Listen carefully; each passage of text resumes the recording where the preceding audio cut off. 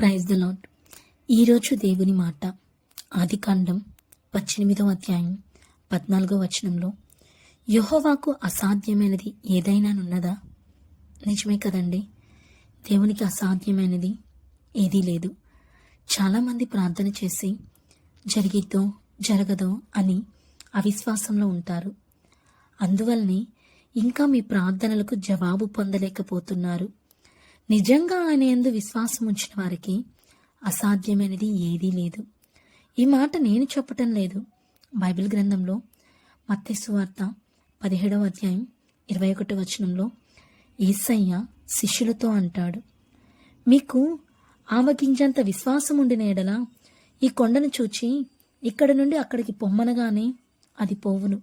మీకు అసాధ్యమైనది ఏదీయునుండదని నిశ్చయముగా చెప్పుచున్నాను అని అంటారు.